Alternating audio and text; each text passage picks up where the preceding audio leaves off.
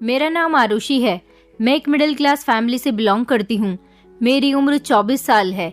24 साल की उम्र में मैंने एक पुलिस वाले के साथ मिलकर एक ऐसे केस को हैंडल किया था जिसको पूरी पुलिस की टीम मिलकर भी नहीं सुलझा पा रही थी। मैं एक मामूली से परिवार में रहने वाली लड़की थी और एक मामूली लड़की थी जो ना तो कोई नौकरी करती थी और ना ही बाहर की जिंदगी में कोई इंटरेस्ट रखती थी। मेरी खुशकिस्मती ये थी कि मैंने एक ऐसे परिवार में जन्म लिया था जहाँ पर बेटियों को बहुत शुभ माना जाता था। मेरे मम्मी पापा हम लोगों से बहुत प्यार करते थे, जबकि हम सिर्फ 2 ही बहनें थे। हमारा कोई भाई भी नहीं था। मैं बड़ी बहन थी और मुझसे छोटी मेरी एक बहन थी आरोही। हम दोनों ही बहनें एक दूसरे से बहुत प्यार करते थे। हमारे पेरेंट्स ने हमेशा वो काम किया था जो हमारी मर्जी का होता था। उन्होंने हमेशा हमारी हर ख्वाहिश को पूरा किया था, यहाँ तक कि घर में वही होता था जैसा हम कहते थे। मेरे पापा के लिए तो उनकी दोनों बेटियां बहुत लकी थी, क्योंकि जिस दिन मैं पैदा हुई थी उस दिन मेरे पापा की अच्छी कंपनी में नौकरी लगी थी। उससे पहले उनके हालात बहुत कमजोर थे और फिर जब मेरी छोटी बहन पैदा हुई तो मेरे पापा ने अपनी कार खरीदी थी। इसलिए हम दोनों ही बहनों को मेरे पापा अपने लिए जैकपॉट मानते थे। हम दोनों बहनों की जिंदगी बहुत अच्छी थी, क्योंकि जिसको इतने अच्छे माता पिता मिले उसकी जिंदगी आसान हो जाती है और जिंदगी का असल मजा ही अपने परिवार के साथ आता है। मेरी पढ़ाई कंप्लीट हो चुकी थी। मैं आगे नहीं पढ़ना चाहती थी। बीएससी करने के बाद मैं आगे पढ़ने में कोई इंटरेस्ट नहीं रखती थी और ना ही मैं जॉब करना चाहती थी। मुझे कुकिंग का बहुत शौक था, इसीलिए मैं नए नए टाइप की डिशेस बनाती रहती थी और घर के सारे काम करना मुझे बहुत पसंद था। मेरी मम्मी कहती थी कि तुम्हारे ससुराल वाले तुमसे बहुत इम्प्रेस होंगे, तुम जिस घर जाओगी उस घर को चमका के रख दोगी। जबकि मेरी छोटी बहन को पढ़ाई लिखाई का बहुत शौक था। वो पढ़ाई कंप्लीट होने के बाद जॉब करना चाहती थी। ऐसा नहीं था कि हमारे घर में किसी तरह की कोई परेशानी थी। हमारे पापा ने हम दोनों बहनों को कभी किसी चीज की परेशानी ही नहीं होने दी थी। हमारे मुंह से निकलने से पहले ही वो चीज हमारे घर में आ जाया करती थी। मेरी बहन को सिर्फ और सिर्फ नौकरी करने का शौक था। वो नौकरी करने के बाद अपने शौक को पूरा करना चाहती थी, जबकि मेरे पापा का कहना था कि जैसा मेरी बेटियां कहेंगी मैं वैसा ही करूंगा। हम दोनों बहनें ज्यादातर एक जैसे ही कपड़े पहना करते थे, क्योंकि हम दोनों बहनें हाइट हेल्थ में एक जैसे ही थे। मेरी छोटी बहन आरोही मुझसे सिर्फ 2 साल छोटी थी, इसलिए हम दोनों बहनें एक दूसरे के साथ फ्रेंड्स की तरह रहते थे। कभी हम दोनों के बीच झगड़ा ही नहीं हुआ था। जिंदगी बहुत अच्छी गुजर रही थी। लोग मेरे पापा से कहते थे कि तुम्हारी दोनों बेटियां जवान हैं और खूबसूरत हैं, तुम अपनी बेटियों की जल्द से जल्द शादी कर दो। मगर हम दोनों बहनें ही अभी शादी नहीं करना चाहते थे और हमारे मम्मी पापा कभी हमारी मर्जी के खिलाफ नहीं गए थे। हम अपने रिश्तेदारों और आस पड़ोस के लोगों से बहुत परेशान थे, क्योंकि सारे ही लोगों को ये बात बहुत बुरी लगती थी कि हमारे पापा हम दोनों बहनों को इतनी फ्रीडम क्यों देते हैं। मेरे पापा का कहना था कि फ्रीडम भी उन लड़कियों को ही दी जाती है जो फ्रीडम को डिजर्व करती हैं। मेरे पापा को अपनी दोनों बेटियों पर बहुत भरोसा था और हम भी ऐसे ही थे। हमें कई सारे लड़कों ने प्रपोज किया था, मगर हमने कभी भी किसी को लिफ्ट नहीं कराई थी, क्योंकि हम अपने पापा की दी गई आज़ादी का गलत फायदा नहीं उठाना चाहते थे। वो हम पर बहुत भरोसा करते थे। हम नहीं चाहते थे कि लोग जो हमारे बारे में बातें करते हैं आगे चलकर उन्हें हम लोगों के बारे में बातें बनाने का और मौका मिले। बल्कि हम दोनों बहनें तो अपने सपने पूरे करने के बाद अपने मम्मी पापा की मर्जी के मुताबिक शादी करके अपने घर बसाना चाहते थे। लेकिन उससे पहले ही हम दोनों ही अपने ड्रीम्स पूरे करना चाहते थे। मेरा तो कोई ऐसा खास ड्रीम नहीं था, मगर मैं अभी शादी नहीं करना चाहती थी। मेरी बहन का ड्रीम था कि वो पढ़ाई पूरी होने के बाद जॉब करे, इसलिए अब उसकी पढ़ाई पूरी होने का इंतजार हो रहा था। एक दिन पापा टीवी में न्यूज़ देख रहे थे, जिसमें दिखाया जा रहा था कि हमारे शहर की कई सारी लड़कियां किडनैप हो रही हैं।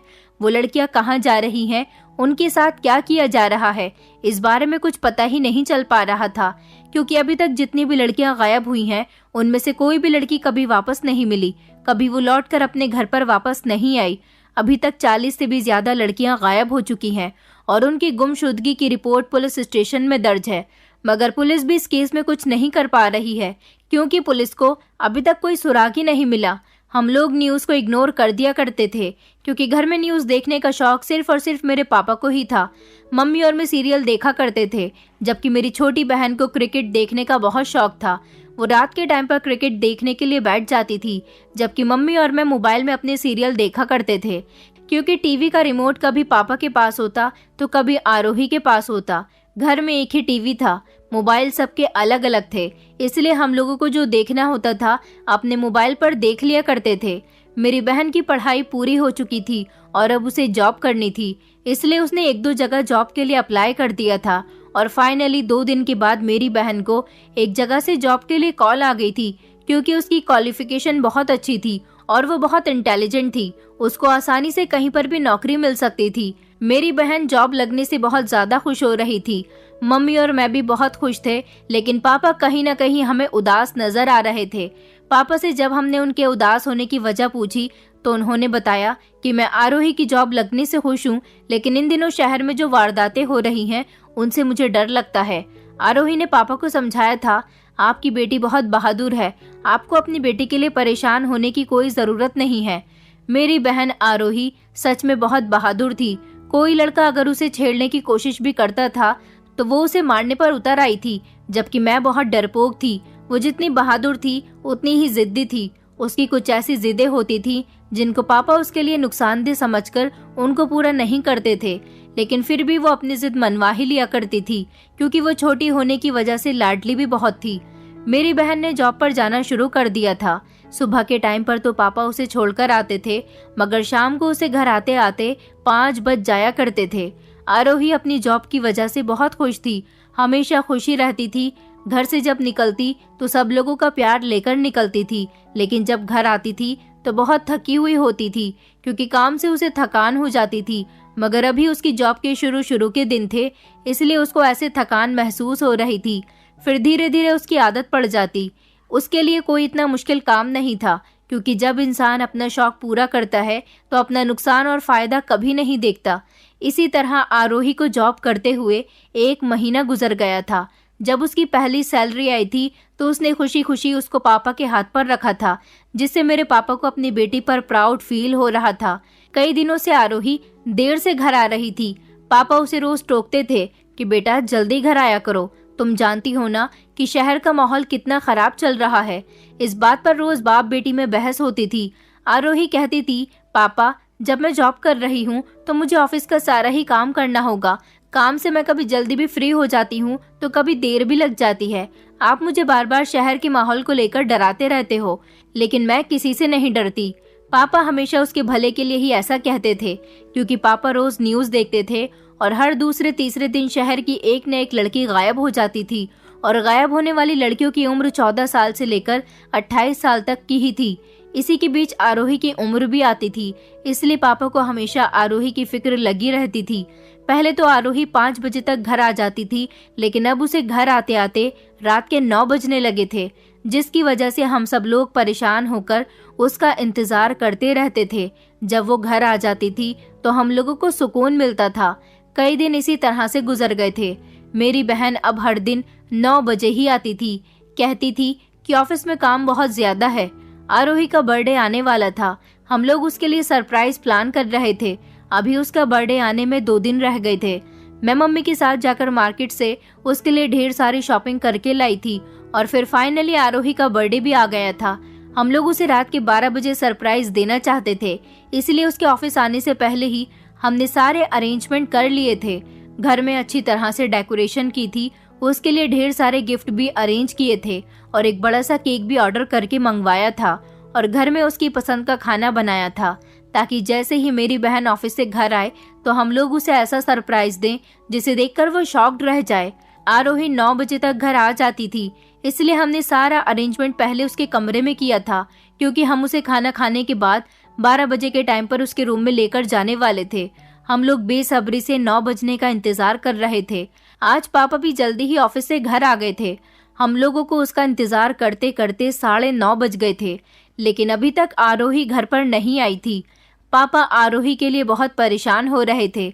मैंने उनको समझाया कि पापा शायद वो किसी काम में फंस गई होगी, हम लोग 10 बजे तक उसका इंतजार कर लेते हैं, और फिर 10 भी बज गए थे, लेकिन आरोही का कोई अता पता ही नहीं था।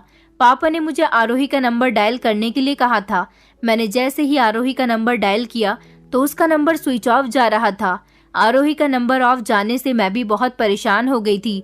समझ नहीं आ रहा था कि क्या किया जाए। इधर हम लोगों ने उसके लिए सरप्राइज प्लान किया था, जिसकी वजह से हम उसका बेसब्री से इंतजार कर रहे थे, मगर समय था कि निकलता ही जा रहा था और आरोही घर वापस नहीं आई थी। धीरे धीरे 12 भी बज गए थे। हम लोगों का परेशान होते होते बुरा हाल हो चुका था। उसका नंबर नहीं लग रहा था। फिर मैंने उसके ऑफिस में कॉल की तो पता चला कि आरोही वहां से 9 बजे ही निकल चुकी थी। ये बात सुनकर तो हम पर जैसे परेशानी का पहाड़ टूट पड़ा था। समझ नहीं आ रहा था कि क्या किया जाए।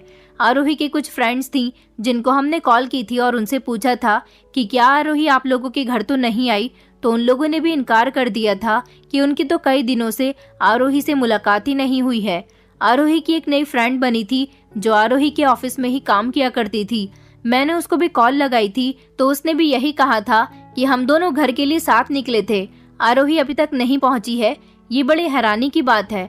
पापा मम्मी दोनों ही बहुत परेशान थे, जबकि मम्मी का तो रो रो कर बुरा हाल हो रहा था। मेरी आंखों में भी आंसू आ गए थे। न जाने मेरी बहन कहाँ पर चली गई। हम लोगों ने उसके लिए जो सरप्राइज प्लान किया था वो सब ऐसा का ऐसा ही रह गया था। पापा कह रहे थे कि हमें पुलिस में रिपोर्ट दर्ज करानी चाहिए। फिर मैंने पापा को बताया कि पापा, आरोही को गायब हुए अभी 24 घंटे नहीं हुए हैं, पुलिस भी हमारी रिपोर्ट दर्ज नहीं करेगी। फिर पापा अकेले ही आरोही को तलाश करने के लिए घर से निकल गए थे। एक तरफ हम लोगों को आरोही की फिक्र हो रही थी तो दूसरी तरफ पापा की भी फिक्र होने लगी थी। इसी तरह परेशान होते होते हम लोगों को रात के 2 बज गए थे। मैंने पापा को कॉल की तो पापा ने कहा कि उन्हें आरोही अभी तक नहीं मिली है। फिर हमने पापा से कहा था कि आप घर पर आ जाओ। 1 घंटे के बाद पापा घर पर मुंह लटकाकर वापस आए थे और उन्होंने कहा था कि आरोही का कोई अता पता ही नहीं है। मैंने उसे कई जगह तलाश कर लिया मगर वो कहीं पर भी नहीं मिली। यहाँ तक कि मैं उसके ऑफिस भी होकर आया हूँ और उसके कुछ दोस्तों के यहाँ भी और अपने कुछ रिश्तेदारों के यहाँ पर भी गया था, मगर आरोही कहीं नहीं मिली। हम सब लोगों का तो रो रो कर बुरा हाल हो चुका था। पापा कह रहे थे कि जैसे ही दिन निकलता है हमें पुलिस में रिपोर्ट लिखवानी होगी। इस तरह कैसे चलेगा। मेरी बेटी न जाने कहाँ चली गई है। मैं बार बार आरोही का नंबर ट्राई कर रही थी लेकिन उसका नंबर लगातार स्विच ऑफ जा रहा था। अचानक आरोही के ऐसे गायब होने से हम लोगों में एक दहशत सी बैठ गई थी। सुबह हुई तो पापा ने आस पड़ोस के लोगों को ये बात बताई तो पापा के साथ हमारे मोहल्ले के ही कुछ आदमी पुलिस स्टेशन में चले गए थे मेरी बहन की गुमशुदगी की रिपोर्ट लिखवाने के लिए। जबकि कुछ औरतों को जब मेरी बहन के गायब होने की खबर मिली तो वो हमारे घर पर मेरी मम्मी को तसल्ली देने के लिए आई थी। साथ ही साथ उल्टी सीधी बातें भी बना रही थी। वैसे भी लोगों को बातें बनाने का मौका चाहिए होता है। पड़ोस वाली आंटी कह रही थी कि बहन माफ करना, तुमने अपनी बेटी को ज्यादा ही ढील दी हुई थी। तुम नहीं जानती आजकल का जमाना कितना खराब है। जवान लड़कियों को तो घर में बंद करके रखना चाहिए और तुम लोगों ने अपनी बेटियों को ऐसे छूट दी हुई है जैसे तुम्हारी बेटियां लड़की नहीं बल्कि कोई लड़का हो। कोई तो लड़कों को भी इतनी छूट नहीं देता जितनी तुमने अपनी लड़कियों को दी हुई थी। ये तुम्हारी छूट का ही नतीजा है। दूसरी आंटी कहने लगी, कहीं तुम्हारी बेटी किसी लड़के के साथ तो नहीं भाग गई, कहीं उसका अफेयर हो और तुम लोगों ने शादी से इनकार कर दिया हो। मेरी मम्मी रो रो कर उन औरतों की बातों को सुन रही थी, जबकि मैं अपनी बहन के बारे में ऐसी बातें बर्दाश्त नहीं कर सकती थी। इसलिए मैंने कहा कि आप लोग ये कैसी बातें कर रही हैं। अगर आप लोग किसी के दुख में शामिल नहीं हो सकती तो उसके जख्म पर नमक भी ना छिड़कें। आप लोग हमारे घर से जा सकती हैं। वो सारी ही औरतें बड़बड़ाती हुई हमारे घर से निकल गई थी और हम दोनों माँ बेटी एक दूसरे के गले लगकर फूट फूट कर रो रहे थे और आरोही को याद कर रहे थे। जैसे ही पापा घर आए तो हम लोगों ने उनसे पूछा, क्या हुआ, आरोही कहाँ है पापा। पापा ने कहा कि पुलिस ने रिपोर्ट दर्ज कर ली है। उन्हें जैसे ही आरोही के बारे में कुछ पता चलता है वो हमें जरूर बताएंगे।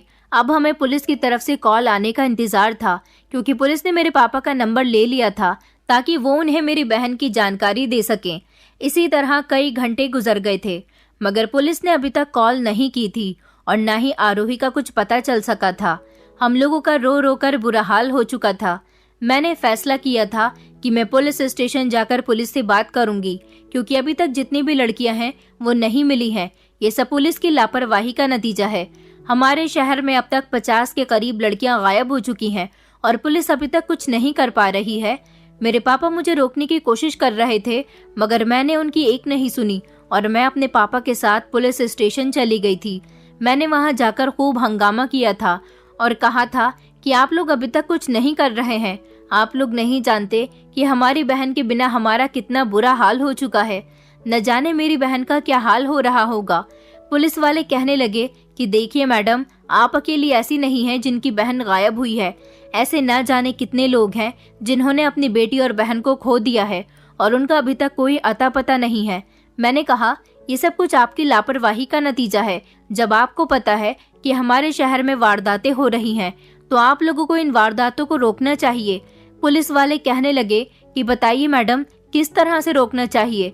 मेरे इतना ज्यादा हंगामा करने पर पुलिस स्टेशन के बड़े ऑफिसर्स मेरे सामने आकर खड़े हो गए थे और उन्होंने कहा था कि हम जानते हैं कि हमारे शहर की बहुत सारी लड़कियां गायब हो रही हैं, इसलिए हमने मीटिंग रखी है। मैंने कहा, आप लोगों की मीटिंग करने से कुछ नहीं होगा। मुझे मेरी बहन वापस चाहिए और मैं अपनी बहन को लिए बिना यहाँ से नहीं जाऊंगी। मेरी इस जिद पर पुलिस ऑफिसर्स ने कहा था, तो फिर ये बताओ कि हम क्या करें। अभी तक उन लड़कियों का कोई भी सुराग नहीं मिल पा रहा है जो गायब हुई हैं। सिर्फ हमें कुछ लोगों पर शक है और वो किसी गैंग का हिस्सा है और लड़कियों को किडनैप करते हैं, लेकिन हम किसी को शक की बुनियाद पर अरेस्ट नहीं कर सकते। ये तो आप भी जानती हैं। मैंने कहा, तो ठीक है, आप लोगों को जिन पर शक है आप मुझे उनके बारे में बताइए। मैं वहां पर जाऊंगी और अपनी बहन को तलाश करूंगी। आखिर कौन है वो लोग और कहां पर रहते हैं। मेरी बात पर पुलिस ऑफिसर्स ने अपनी पर्सनल मीटिंग में मुझे बुलाया था, क्योंकि वो लोग मेरे अंदर मेरी बहन को तलाश करने का जज्बा देख चुके थे। पुलिस के खबरियों ने लड़कियां गायब होने पर जिन लोगों के ऊपर शक बताया था, उन सभी लोगों के एड्रेस दे दिए थे और बता दिया था कि इन लोगों पर हमें शक हो रहा है, लेकिन अभी तक हम लोग इनके खिलाफ कोई ठोस सबूत इकट्ठा नहीं कर सके जिसकी बेस पर हम इन लोगों को अरेस्ट कर सके। मैंने कहा, मैं इन लोगों के पास जाऊंगी, किसी भी तरह से उनके घर में दाखिल हो जाऊंगी और अपनी बहन को तलाश करूंगी कि वो कहाँ पर है। तो पुलिस वाले कहने लगे कि मैडम, आपको देखभाल कर ये काम करना होगा। हम आपको ये काम करने की जिम्मेदारी तो दे रहे हैं, लेकिन इस काम में आपकी जान भी जा सकती है और इज्जत भी, क्योंकि आप एक जवान लड़की होने के साथ साथ खूबसूरत लड़की भी हैं और अभी तक जितनी भी लड़कियां गायब हुई हैं वो 90% खूबसूरत और कम उम्र की लड़कियां हैं। मैं अपनी बहन के लिए हर तरह का सैक्रिफाइस करने के लिए तैयार थी। मेरे मम्मी और पापा मुझे काम करने के लिए रोक रहे थे। उनका कहना था कि हम एक बेटी को तो खो चुके हैं, हम तुम्हें नहीं खोना चाहते। लेकिन मैंने कहा था कि हमारी आरोही को कुछ नहीं होगा, मैं उसे अपनी जान पर खेलकर बचाकर लाऊंगी। अगर सच में हमारी आरोही को इन लोगों ने किडनैप किया है तो मैं उसे बचाकर लाऊंगी। पुलिस मुझे पूरा सपोर्ट करने के लिए तैयार थी। वैसे तो पुलिस में ऐसी बहुत सारी कामयाब और इंटेलिजेंट लेडी पुलिस ऑफिसर थी जिनसे वो ये काम करवा सकते थे, लेकिन ये जिम्मेदारी मैंने ली थी कि मैं अपनी बहन के लिए और दूसरों की बेटियों के लिए हर वो काम करने के लिए तैयार हूँ जिससे वो सारी लड़कियां मिल सकें। भगवान से प्रार्थना कर रही थी कि काश मेरी बहन वहीं पर हो जहाँ पर मैं उसे ढूंढने के लिए जा रही हूँ। अगर वो कहीं और हुई तो मेरी कोशिश नाकाम हो सकती थी। हम लोग श्योर नहीं थे कि मेरी बहन को किडनैप किया गया था। जिस तरह से शहर की बाकी लड़कियां गायब हुई थी और उनका दोबारा कोई अता पता नहीं मिल सका था, इसी तरह से मेरी बहन भी गायब हुई थी।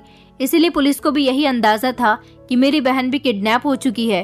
पुलिस ने मुझे पूरी सेफ्टी के साथ वहां पर भेज दिया था। मेरा गेटअप एक नौकरानी की तरह बना दिया गया था ताकि मैं वहां पर जाकर नौकरी के बहाने से उन लोगों के घर की तलाशी ले सकूं।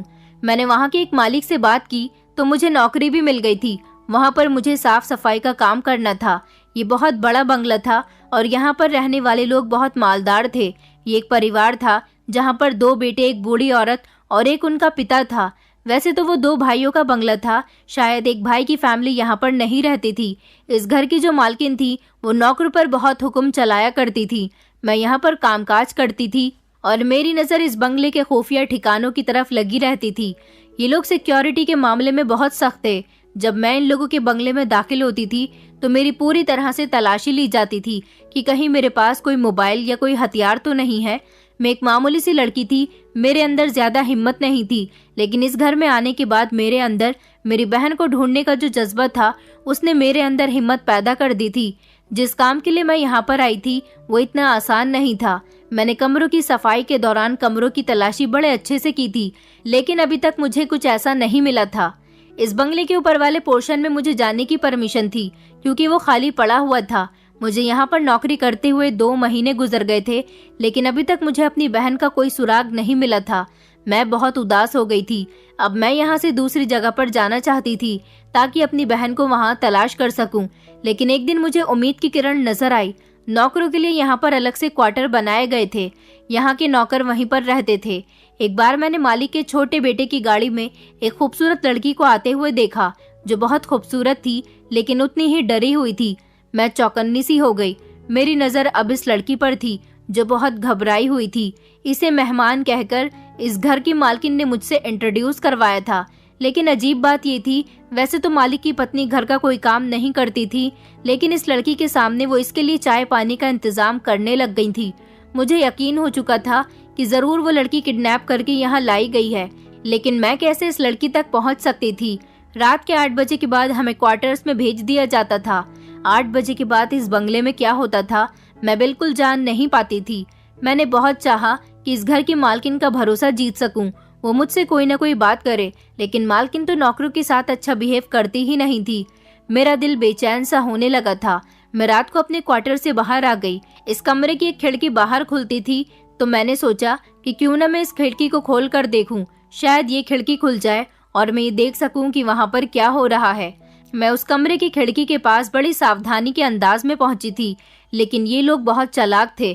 खिड़की अंदर से लॉक थी और मैं मायूस हो गई थी। इससे पहले मैं वापस लौटती, मुझे उस कमरे के अंदर से कुछ साए नजर आए और आवाज भी आ रही थी, लेकिन बात क्या हो रही थी ये मेरी कुछ समझ नहीं आ रहा था।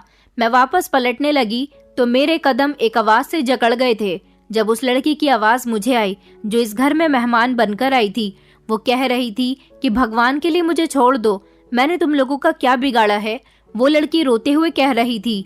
मैं वापस खिड़की के करीब आ गई ताकि और बातें सुन सकूं। फिर कमरे का दरवाजा खुला और उस लड़की को कमरे से बाहर ले जाया जा रहा था। अब उसकी आवाज आनी बंद हो गई थी। मैं यही सोच रही थी कि शायद ये लोग इस लड़की को ऊपर वाले पोर्शन में लेकर गए होंगे, जब झट से किसी ने खिड़की खोल दी थी। मेरी तो जान ही निकल गई थी। मैं फौरन से दीवार के साथ लगकर नीचे अपना सांस रोककर बैठ गई थी। वो इस घर के मालिक का छोटा बेटा था, जिसे शायद ये शक हो गया था कि खिड़की के बाहर कोई मौजूद है, इसलिए वो इधर उधर देख रहा था। लेकिन मैं बिल्कुल दीवार से लगी हुई थी। उसके बाद खिड़की बंद हो गई। मैंने अपने सीने पर हाथ रखकर अपना रुका हुआ सांस लिया था। फिर मैं अपने क्वार्टर में वापस आ गई और बिस्तर पर लेट गई, क्योंकि अगर किसी को ये शक हो गया कि वहाँ कोई मौजूद था तो जरूर नौकरों पर ही उनका शक जाएगा, और ऐसा ही हुआ था। थोड़ी देर के बाद ही मुझे बाहर से किसी के चलने की आवाज आ रही थी, वही खिड़की के पास जहां मैं कुछ देर पहले खड़ी हुई थी। इसके बाद वो लोग वहां से चले गए थे, लेकिन अब मुझे डर लगने लगा था। मैं सोने की कोशिश करने लगी। मैं तो समझी थी कि बात यहीं खत्म हो जाएगी, लेकिन ऐसा नहीं हुआ। दूसरे ही दिन सारे नौकरों से ये पूछा गया था कि रात को अपने कमरे से बाहर कौन निकला था। इस सवाल पर मुझे पसीने आने लगे थे, लेकिन सब लोग ही अनजान बने हुए थे, क्योंकि सभी इन लोगों के सख्त बिहेवियर को जानते थे। इसलिए रात के 8 बजे के बाद कोई भी अपने क्वार्टर से बाहर नहीं निकलता था। मालिक का छोटा बेटा बड़े खतरनाक अंदाज में एक एक करके सबके करीब जाकर पूछ रहा था। जैसे जैसे वो मेरे करीब आ रहा था, मुझे डर लगने लगा था। वो लड़का मेरे करीब आकर खड़ा हो गया और मुझे गौर से देखने लगा। कुछ देर वो मुझे देखकर वहां से आगे बढ़ गया था। उस दिन के बाद से बंगले की सिक्योरिटी और ज्यादा बढ़ा दी गई थी। काफी दिनों बाद मुझसे उस कमरे की सफाई के लिए कहा गया था जहां पर वो लड़की ठहरी हुई थी। वो कमरा खाली था और बिस्तर की चादर बिगड़ी हुई थी। कमरे के अंदर से अजीब तरह की बदबू आ रही थी। मैंने वहां की साफ सफाई कर दी थी और फिर मैं झाड़ू लगाने में बिजी हो गई। जब मैंने बेड के नीचे से झाड़ू मारा तो उसके नीचे से इंजेक्शन की खाली सिरिंज और अंदर से टूटे हुए इंजेक्शन देखकर मैंने उनको फौरन बाहर निकाला और पढ़ने लगी कि वो इंजेक्शन किस काम के लिए इस्तेमाल होते हैं। वो नींद की हेवी डोज थी, जिसके लगते ही इंसान कुछ ही सेकंड में बेहोश हो जाता है। फिर उसे 24 घंटे से पहले होश नहीं आता। मैंने बेड के नीचे झांक कर देखा तो मुझे जले हुए सिगरेट के टुकड़े भी मिले थे। मैंने झाड़ू बेड के नीचे डालकर वो सिगरेट के टुकड़े भी निकाल लिए, जिनमें से एक सिगरेट के टुकड़े पर खून लगा हुआ था। मैं समझ गई थी कि जरूर इस सिगरेट से उस लड़की का शरीर जलाया गया होगा। मेरी आंखों के सामने उस लड़की के चेहरे के साथ साथ अपनी बहन का चेहरा भी आने लगा था। न जाने मेरी बहन के साथ भी क्या किया जा रहा होगा। मैंने वो सब चीजें डस्टबिन में डाल दी और फिर मैं कमरे से आ गई थी। मुझे ये बात परेशान कर रही थी कि आखिर वो लड़की कहाँ चली गई। दोपहर का टाइम था, सब लोग अपने अपने कमरे में आराम कर रहे थे, लेकिन मेरे दिमाग से वो लड़की नहीं निकल रही थी। इसके बारे में मुझे इस घर की मालकिन ने बताया था कि वो वापस जा चुकी है, इसलिए मैं खामोशी से ऊपर वाले पोर्शन में आ गई। वहाँ पर जितने भी कमरे थे सब बंद थे। मैंने धीरे धीरे इन कमरों को देखा तो सारे कमरे लॉक थे। मैंने कमरों की खिड़की खोलने की कोशिश की तो एक कमरे की खिड़की खुल गई। वो कमरा खाली था।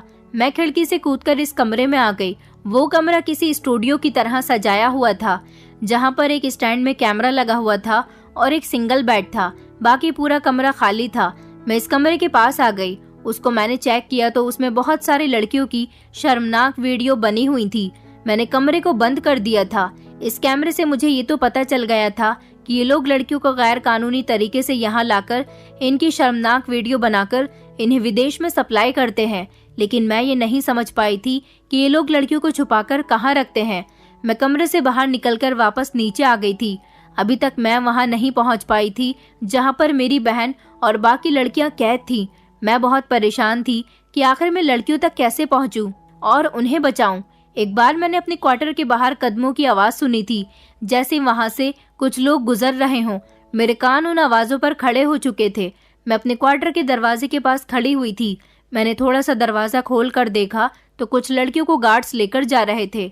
लड़कियों की आंखों पर पट्टी थी और मुंह पर भी पट्टी बंधी हुई थी और उनके हाथ भी बंधे हुए थे। उस समय मेरा कमरे से बाहर निकलना खतरे से खाली नहीं था, लेकिन मैं ये समझ चुकी थी कि जरूर पिछली तरफ भी कोई ऐसा खुफिया कमरा मौजूद है जहां पर लड़कियों को रखा गया है।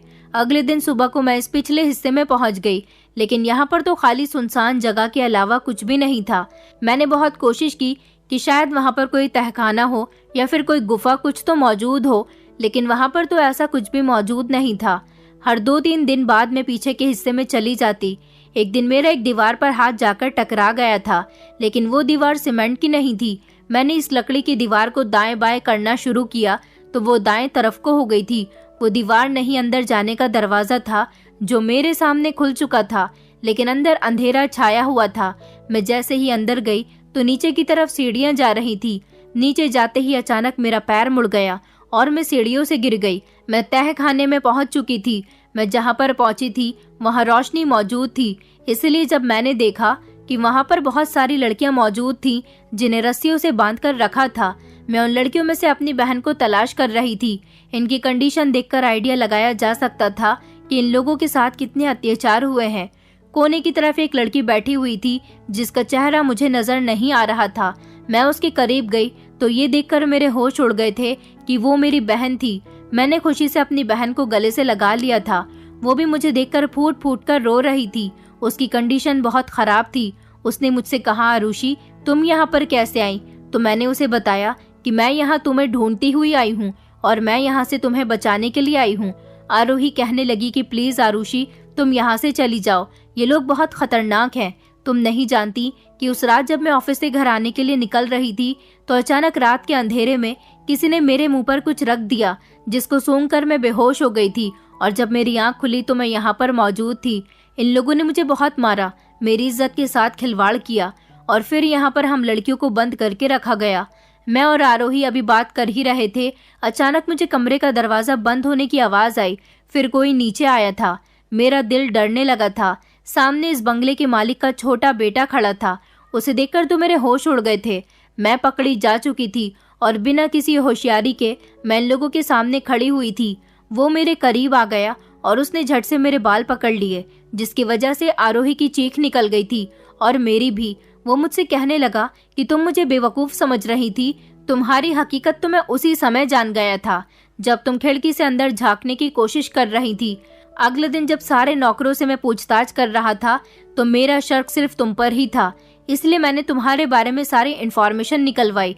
इसलिए तुम्हें पूरा मौका दिया कि तुम जिस मकसद के लिए यहाँ पर आई हो तुम्हारा वो शौक भी पूरा हो सके। हमारे पूरे घर में कैमरे लगे हुए हैं, इसलिए कौन क्या करता है हम सब जानते हैं। तुम्हें मैंने इग्नोर नहीं किया था। ये सब सुनकर तो मेरे पैरों तले से जमीन निकल गई थी।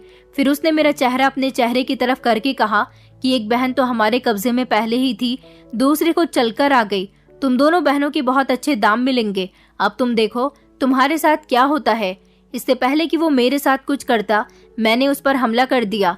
मेरे पास कोई हथियार तो नहीं था, लेकिन मेरे अंदर अपनी बहन को बचाने के लिए हिम्मत आ गई थी, इसलिए मैंने उस पर हाथ उठा दिया। उसे शायद मुझसे ऐसी उम्मीद नहीं थी, इसलिए मेरे धक्का मारने पर वो दूर जाकर गिरा। अगले ही पल उसने अपने 2-3 गुंडों से कहकर मुझे पकड़वाया। मेरे अंदर इतनी हिम्मत नहीं थी कि मैं इन गुंडों का मुकाबला करती। मेरी बहन बार बार कह रही थी कि प्लीज इसको छोड़ दो। वो आदमी तो मुझे खतरनाक आंखों से देख रहा था। तभी अचानक किसी ने मेरे बाजू पर सुई चुभो दी और फिर मेरी आंखों के सामने अंधेरा छाने लगा।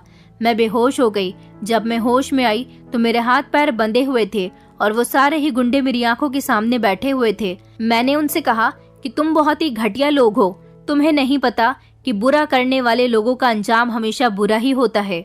मैंने चारों तरफ देखा तो मैं इस कमरे में थी जहाँ पर कैमरा लगा हुआ था। मेरा शरीर बिल्कुल लाचार हो चुका था। मैं इन लोगों का निशाना बन चुकी थी। सामने लगे हुए शीशे पर जब मेरी नजर गई तो मेरे होश उड़ गए थे, क्योंकि मेरे शरीर को सिगरेट से झुलसाया गया था। मैं बहुत लाचार थी। मैं बुरी तरह से रो रही थी, क्योंकि इन लोगों ने मुझे बेहोश करने के बाद मेरे शरीर से कपड़े हटाकर मेरे शरीर को सिगरेट से जलाया था और मेरी गलत वीडियो भी बनाई थी। और ये सारे ही गुंडे मेरी इस कंडीशन पर जोर जोर से हंस रहे थे। थोड़ी देर के बाद वो सब लोग मुझे इसी हालत में छोड़कर वहां से जा चुके थे।